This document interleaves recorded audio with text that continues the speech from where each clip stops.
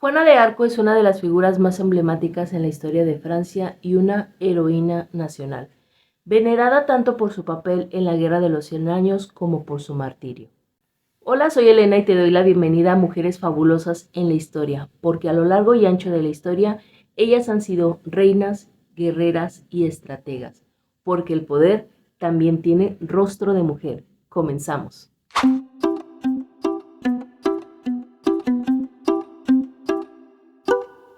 Juana nació en Domremy, un pequeño pueblo de la región de Lorena, en el noreste de Francia, en el seno de una familia campesina.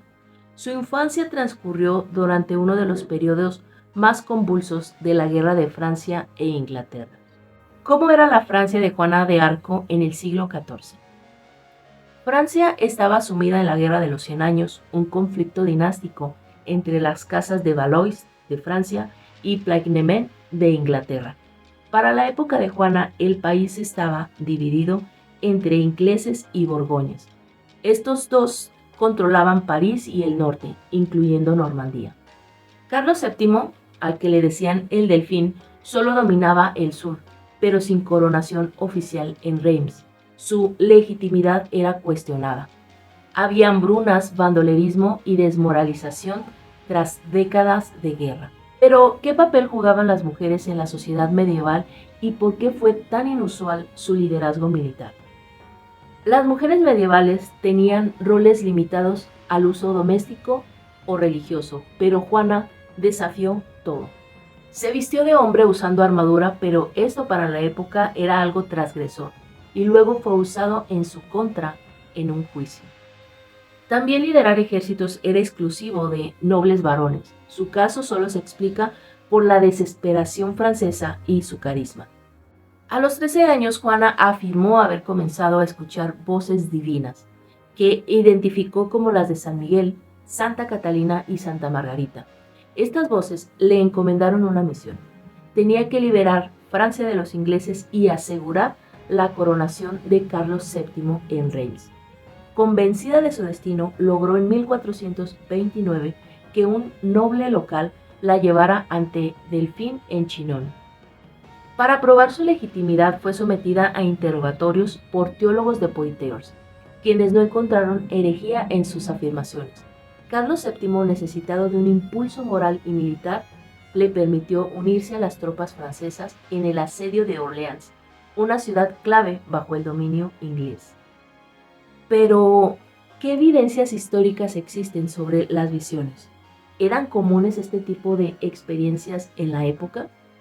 Juana describió voces de San Miguel, Santa Catalina y Santa Margarita, figuras veneradas en la época.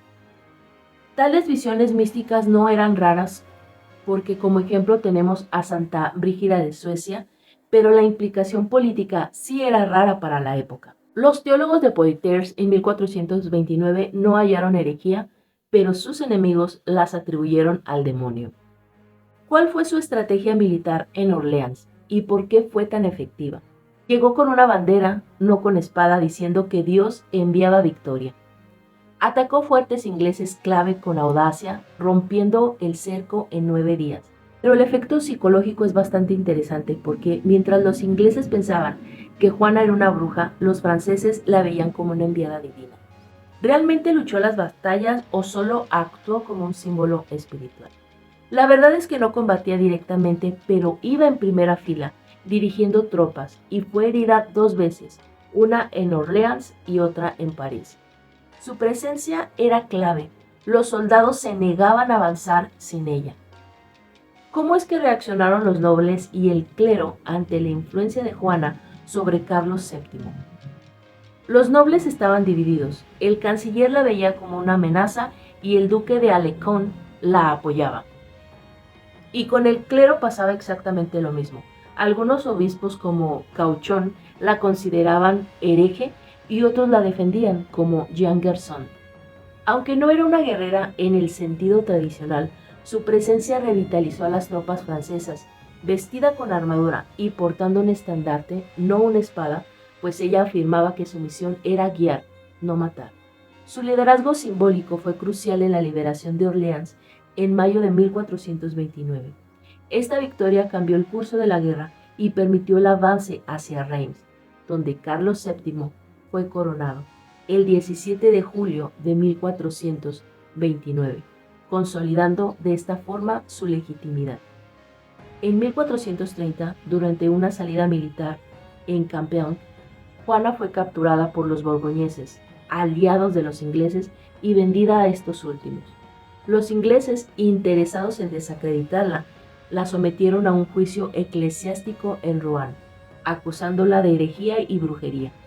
El proceso claramente fue manipulado políticamente.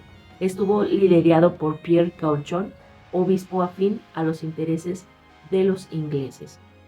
Durante el juicio se le presionó para que renunciara a sus visiones, pero finalmente fue declarada culpable y quemada en la hoguera el 30 de mayo de 1431 con solo 19 años. Sus últimas palabras fueron una invocación a Jesús. ¿Por qué los ingleses insistieron en juzgarla por herejía en lugar de ejecutarla como una prisionera de guerra? En primer lugar, porque querían desacreditar a Carlos VII. Si su coronación era obra de una bruja, pues esta vendría a ser ilegítima. En segundo lugar, porque si tenían un juicio eclesiástico y no militar, esto permitía difamarla ante Europa. ¿Qué irregularidades hubo en su juicio que llevaron a su anulación en 1456? En primero, no tuvo abogado defensor. Cauchon era parcial porque fue pagado por los ingleses. En segunda, porque le tendieron una trampa. Le hicieron firmar una abjuración y ella no la entendía porque era analfabeta. ¿Qué fue lo que dijo exactamente en su defensa Juana de Arca durante este proceso? Ella dijo esta frase célebre al preguntarle si estaba en gracia de Dios. Si no lo estoy, que Dios me la conceda, y si lo estoy, que Él me la guarde. Y también desafió a los presentes, al decirles, cuidado con juzgarme, pues en verdad soy enviada por Dios. ¿Cómo es que se convirtió en un símbolo nacional francés siglos después de su muerte? Durante el romanticismo en el siglo XIX, Jules Michelet la idealizó como mártir patriota. Durante las guerras mundiales, los franceses usaron su imagen como resistencia contra invasores. ¿Por qué la Iglesia Católica la canonizó en 1920 y no antes? Primero, por política. El Vaticano evitó canonizar figuras nacionalistas hasta modernizarse. También influyó su proceso lento. Su reivindicación en 1456 no era suficiente. Se necesitaban milagros probados como curaciones atribuidas a su intercesión. ¿Existen reliquias auténticas de Juana de Arco? En 1867 se hallaron unos restos en Rouen supuestamente de su corazón, pero pruebas en 2006 revelaron que eran huesos de una momia egipcia y tejidos de gato. Estos artículos eran usados en brujería medieval. Incluso existen teorías que cuestionan su historia tradicional. Una de ellas afirma que Juana no murió en la hoguera. Un mito dice que fue sustituida, pero la verdad es que no hay pruebas de ello. Incluso también hay una teoría que sugiere que su origen es noble, que era hija ilegítima de la reina Isabel de Baviera, pero es meramente especulativo. En 1456, un nuevo juicio ordenado por Carlos VII anuló la condena declarándola inocente y mártir. Fue beatificada en 1909 y canonizada en 1920 por la Iglesia Católica. Hoy es patrona de Francia y símbolo de resistencia nacional. En conclusión, Juana de Arco fue mucho más que una heroína militar. Fue un fenómeno social, político y religioso que transformó su época. Su capacidad para inspirar a un ejército, legitimar a un rey y desafiar estructuras de poder la convierte en un caso único en la historia. Hoy su legado perdura no solo como santa patriota, sino como un símbolo de coraje frente a la opresión. Relevante en luchas modernas por la justicia y la igualdad, como escribió el historiador Jules Michelet. Ella no pertenece solo a Francia, sino a la humanidad. Soy Elena y esto fue Mujeres Fabulosas en la Historia, porque a lo largo y ancho de la historia ellas han sido reinas, guerreras y estrategas. No olvides suscribirte, activar la campanita y dejar tu like. En todas mis redes sociales me encuentras como Morenita, pero no tanto.